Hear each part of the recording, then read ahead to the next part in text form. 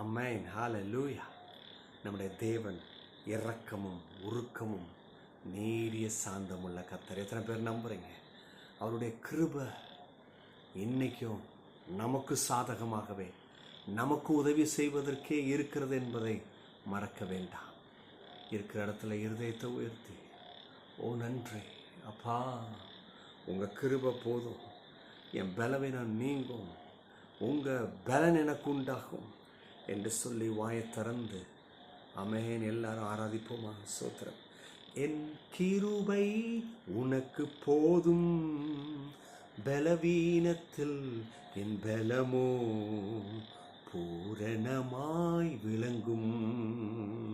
என் கிருபை உனக்கு போதும், பலவீனத்தில் என் பலமோ பூரணமாய் விளங்கும்.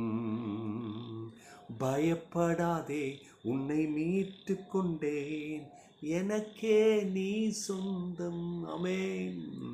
பயப்படாதே, உன்னை மீட்டு கொண்டேன், எனக்கே நீ சொந்தம்.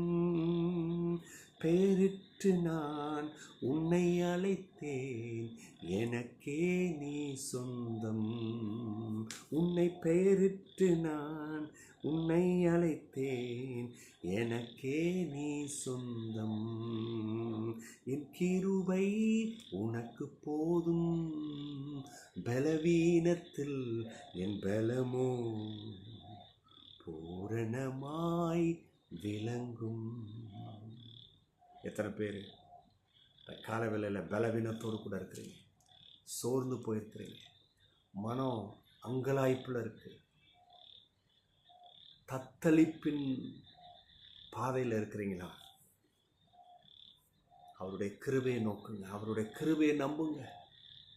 இன்னைக்கு அவருடைய கிருபை நமக்கு சாதகமாகவே நமக்கு உதவி செய்வதற்கு இருக்கு. அவர் கிருபை வரும்போது நம்முடைய பலவீனம் நீங்குது, நாம் அவரை போல பலன் உள்ளவர்களாக மாறுகிறோம். ஆமென். இன்னைக்கு கர்த்தர் பரிபூர்ண பலத்தை செய்வார். இந்த பாடல் வரிகள் பாருங்கள், கடவுளுடைய வார்த்தையை தான் பாட்டாகவே மாற்றிருக்கிறாங்க. பயப்படாத, நான் உன்னை மீட்டு கொண்டேன். அப்பா நான் உன்னை மீட்டுட்டேன்ப்பா அப்படின்னா என்ன? நீ ஏன் ஃபோல்டுக்குள்ளே வந்துட்ட, நீ எனக்கு சொந்தம், உன்னை பெயரை வச்சு அழைச்சிருக்கிறேன். ஆமென். எவ்வளோ பெரிய அன்பு! நட்சத்திரங்களுக்கு பெயர் வச்சவர், எண்ண முடியாத அளவுக்கு இருக்கிற நட்சத்திரங்களுக்கு பெயரை வச்சவர், அவருடைய சாயலில் இருக்கிற உங்களுக்கும் எனக்கும் பேரை வச்சிருக்கிறாருன்னா எவ்வளோ மகிமை, எவ்வளோ கனம்! நம்ம அவருக்கு சொந்தமா? மக்களே, இந்த போராட்டம், இந்த கண்ணீர், இந்த தோல்வி, இந்த அவமானம், இது உங்களுடைய சொந்தம் இல்லை. அந்த சர்வ வல்லவருடைய பிள்ளைகள் என்கின்ற அந்த சொந்தம்தான் நமக்கு உண்மையான சொந்தம். அதுதான் நம்முடைய வாழ்க்கையில் நிறைவேறும்.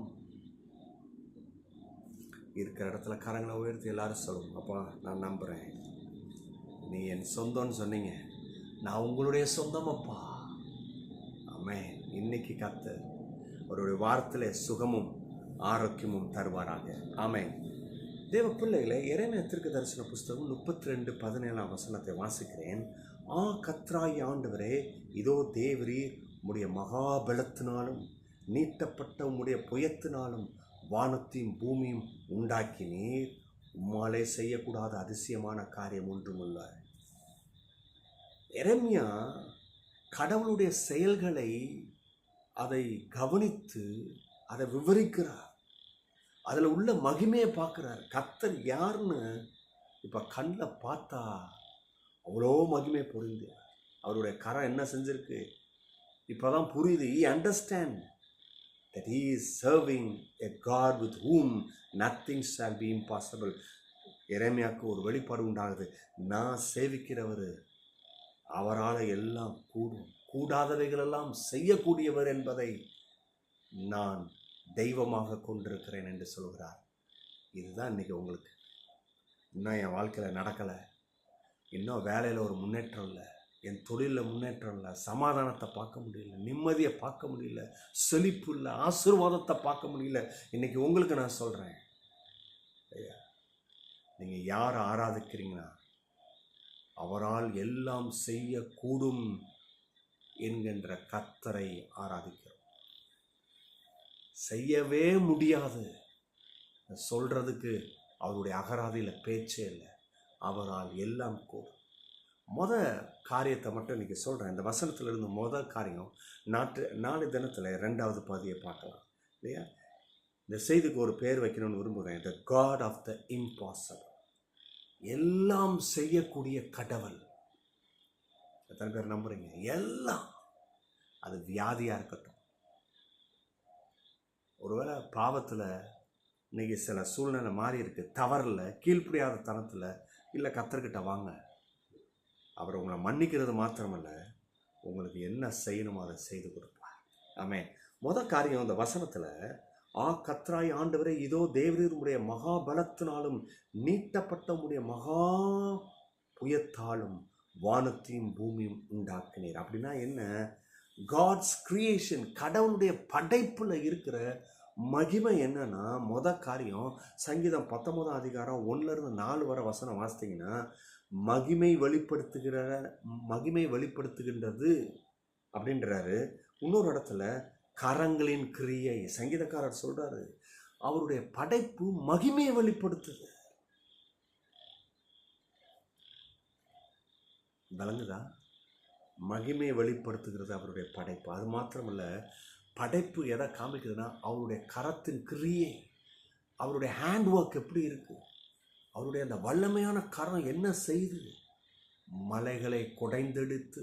நீங்கள் இன்னும் வாசித்தீங்கன்னா ரொம்ப அற்புதமாக இருக்கு பாருங்க. ஏசாயா 40:12 தண்ணியை அளந்தாராம். இன்னொரு இடத்துல பார்த்தீங்கன்னா, அதே வசனத்தில் கீழே பார்த்தீங்கன்னா, மலைகளை தராசில் அளந்தாராம். ஐயோ, இது யாராவது பண்ண முடியுமா? கொஞ்சம் யோசித்து பாருங்க. எந்த மனுஷனாவது மலைகளை எடுத்து தராசில் இந்த இடத்துல வெயிட்டை வச்சுட்டு மலைகளை இதுனா நடக்கிறதுக்கு வாய்ப்பே இல்லை. ஆனால் அவர் அளந்து வச்சிருக்கிறாரு. ஒவ்வொரு மலைக்கும் எவ்வளோ வெயிட்டு, என்ன சைஸு எல்லாம் தெரியும். இது எதை காமிக்குது?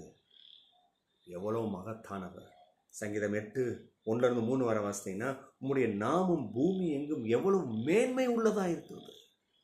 பூமி எங்குங்க அவருடைய மேன்மை அடங்கி இருக்கு.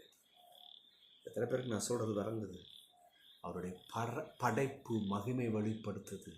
அப்போ தயவு செய்து இன்னைக்கு உங்கள் தோல்வியில் எதை பாருங்கன்னா, அவருடைய கரத்தின் கிரியை பாருங்க, மகிமை வெளிப்படுத்துது. அது உங்களுக்கு புரிஞ்சிருச்சுன்னா, உங்கள் வாழ்க்கையில் கர்த்தர் மகிமையான காரியத்தை செய்வார். அவருடைய கரத்தின் கிரியைகள் உங்களுடைய வாழ்க்கை, இடிஞ்சு போயிருக்கிற வாழ்க்கை கட்டும், அலங்கரிக்கும் என்பது 100% உண்மை.